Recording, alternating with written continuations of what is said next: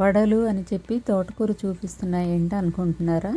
అవునండి, తోటకూరతో వడలు చాలా క్రిస్పీగా ఎంతో టేస్టీగా ఉన్నాయి. ఈరోజు అమ్మ చెప్పిన చిట్కాలో మనకి అప్పుడప్పుడు వచ్చే తలనొప్పికి తక్షణ ఉపశమనానికి చిన్న చిట్కా. అందరికీ నమస్కారం, నేను మీ అన్నపూర్ణ. అనూస్ అమ్మ చేతి రుచులకు స్వాగతం. ఈ వడలకి నేనైతే పొట్టు మినపప్పు తీసుకున్నాను. ఇక్కడ మా గార్డెన్లో ఉన్న ఎర్ర తోటకూర వచ్చిందండి.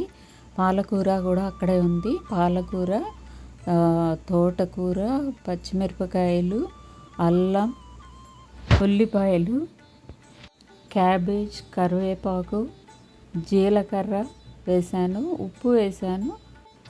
అన్నీ కూడా చక్కగా సన్నగా ముక్కలు తరుక్కొని మనం పట్టుకున్న మినపిండిలో కలిపేయాలండి. రుబ్బేటప్పుడు ఎక్కువ నీళ్లు పోస్తే కూడా మళ్ళీ ముక్కలన్నీ కలిపినప్పుడు జారుగా అవుతుంది. సో జాగ్రత్తగా చూసుకొని పప్పులో నీళ్లు పోసుకొని రుబ్బుకోవాలి. వడ వేసేటప్పుడు కొంచెంగా చేతికి తడి చేసుకొని వేసుకుంటే సరిపోతుంది. దీనికి పిల్లలు సాధారణంగా పాలకూర తిన్ను, తోటకూర తిన్ను, ఇలా క్యాబేజీ తిన్ను అంటూ ఉంటారు కదా. సో కొంచెం హెల్తీగా ఎలాగో స్నాక్స్ తింటూనే ఉంటారు కాబట్టి ఇలా చేసి పెడితే పిల్లలు చాలా ఇష్టంగా తింటారు. మరీ హై ఫ్లేమ్లో అయితే పెట్టొద్దు. కొంచెం నూనె వేడెక్కిన తర్వాత మీడియం ఫ్లేమ్లో పెట్టి వేయించుకోవాలి. అప్పటికప్పుడు వేడివేడిగా చేసుకొని తింటే చాలా టేస్టీగా ఉంటాయి. ఇలా ఒకసారి మీరైతే తప్పనిసరిగా ట్రై చేసి ఎలా ఉందనేది కామెంట్ చేయండి. ఈ వీడియో మీకు నచ్చితే లైక్ చేయడం మర్చిపోవద్దు.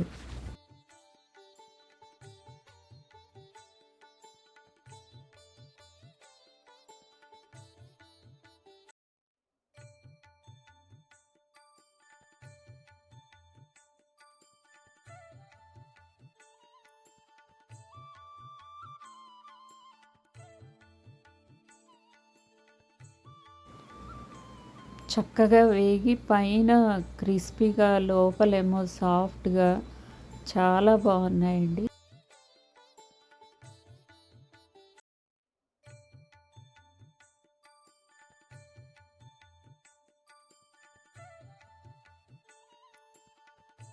ఒక్కొక్కసారి మనకి బాగా తలనొప్పి వస్తుంటుంది. అప్పుడు ఇంట్లో ఉన్న పుదీనా ఆకుల్ని తీసి నుదుటిపై రాస్తే తగ్గుతుంది.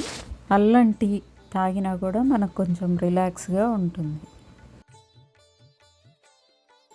మరీ ఎక్కువగా ఉంటే డాక్టర్ దగ్గరికి వెళ్ళడమే.